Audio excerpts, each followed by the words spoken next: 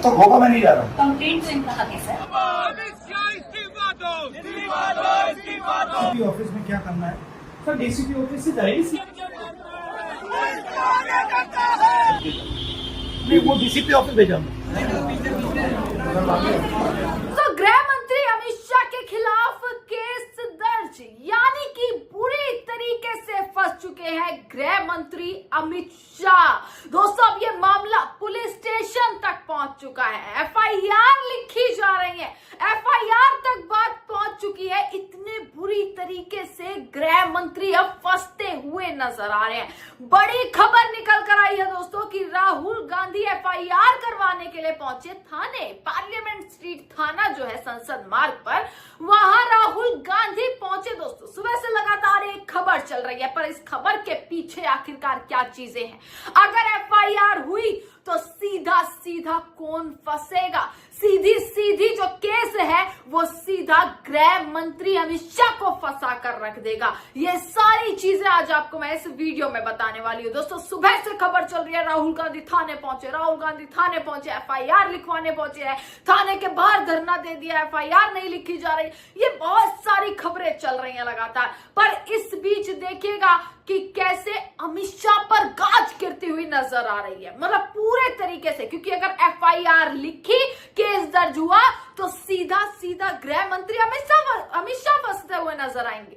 यानी अपनी पुलिस, अपना गृह मंत्रालय, आप सोच कर देखिए कि अमित शाह के खिलाफ ही अब चीजें सामने आती हुई नजर आ रहे हैं। खबर आई राहुल गांधी पहुंच जाते हैं संसद मार्ग थाने। क्यों पहुंचते हैं? एफआईआर लिखवाने के लिए। एफआईआर किस लिए लिखवा रहे हैं?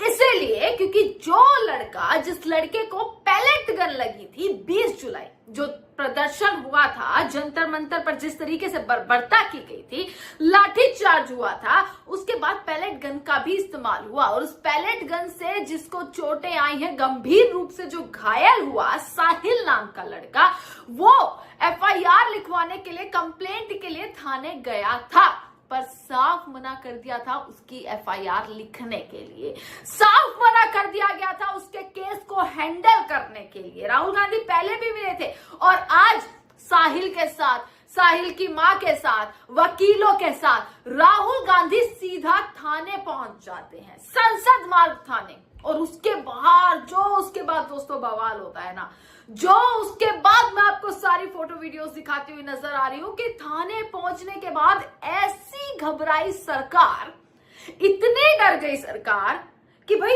एफआईआर लिखने के लिए रेडी नहीं। मतलब ये हाल हो चुका है। सीधा राहुल गांधी ने कह दिया अगर 10 घंटे भी धरना करना पड़ा ना तो भी करेंगे, पर एफआईआर तो लिखवा कर ही जाएंगे।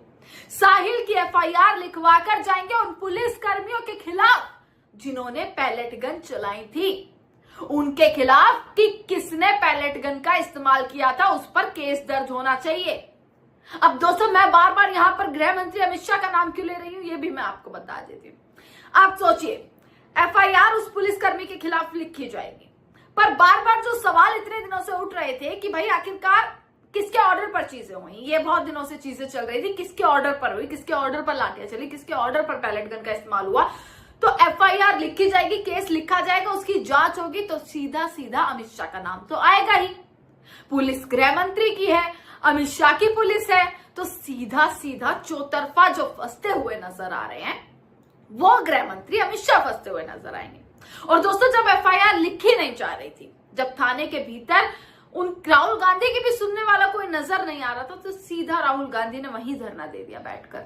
और सपोर्ट ऐसा मिला ना कि जैसे ही पता लगा राहुल गांधी थाने पहुंचे, तुरंत कांग्रेस के कार्यकर्ता वहां पर पहुंच जाते हैं, कैसे कुमारी सैलजा वहां पर पहुंच जाती, यहां तक कि प्रियंका गांधी भी थाने पहुंच जाती हैं।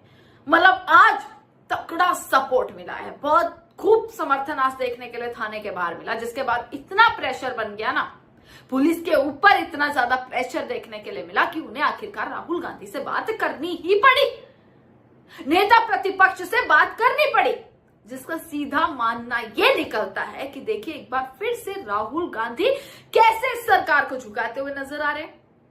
अब केस लगेगा, फाइलें खुलेंगी, जो भी तमाम चीजें होंगी उसमें अमित शाह का जिक्र तो होगा, क्योंकि ऑर्डर गृह मंत्रालय से आते हैं दोस्तों। अगर पुलिस को ऑर्डर दिए जा रहे हैं तो वो किस ऑर्डर पर, किसने बोला था, उसमें कहीं ना कहीं गृह मंत्री का नाम तो आएगा। और ये नाम इसलिए भी आएगा क्योंकि इस सवाल से खुद गृह मंत्री भागते हुए नजर आ रहे हैं। आपने देखा 1 महीने पूरा हो चुका है 20 जुलाई और आज हो चुकी है 21 अगस्त। 1 महीना पूरा हो चुका है। 1 महीने में 1 लाख करोड़ सवाल जो है वो पूछ लिए गए कि आखिरकार लोगों ने सड़क से संसद तक सिर्फ इतना पूछा है कि ऑर्डर किसने दिया है, और अगर ऑर्डर दिया है गृह मंत्री अमित शाह ने तो इस्तीफा भी उन्हें ही देना चाहिए। अब सोचिए कि फाइलें खुलेंगी, जांच होगी तो सीधा सीधा सबसे पहली चीज ये आएगी कि आखिर जिस पुलिसकर्मी ने पैलेट गन चलाई उसको ऑर्डर किसने दिया था। ये बहुत बड़ी चीज यहां पर नजर आ जाएगी। आपको मैं न्यूज कटिंग दिखा देती हूँ, तमाम फोटोज दिखा रही हूँ, कैसे राहुल गांधी धरने पर बैठ गए और कैसे पैलेट गन के पूरे मामले पर केस दर्ज करवाने के लिए कैसे पूरा प्रेशर उन्होंने आज डाल दिया, जिसके बाद पुलिसकर्मियों को उनसे बात करनी पड़ी, अधिकारियों को उनसे बात दोस्तों करनी पड़ी। आप ये देख लीजिएगा, फोटोज निकल कर आई हैं, बहुत सारी फोटोज निकल कर आई हैं कि भाई राहुल गांधी ने इंसिस्ट किया है कि एफआईआर को रजिस्टर किया जाए। जो साहिल बार बार पुलिस कंप्लेंट करने की बात कर रहे थे वो उनके उसमें रजिस्टर किया जाए। और इसके बीच दोस्तों वहीं से ही राहुल गांधी ने एक ट्वीट भी किया है। वो ट्वीट मैं आपको दिखा दूंगी क्योंकि मैं तस्वीरें तो आपको दिखाई रही हूँ कि कैसे वहां पर पूरा माहौल बना है। वीडियोस बहुत सारी निकल कर आए, राहुल गांधी आक्रोशित होते हुए नजर आए, वहीं बैठते हुए नजर आए, मतलब पूरी सरकार को हिलाकर रख दिया।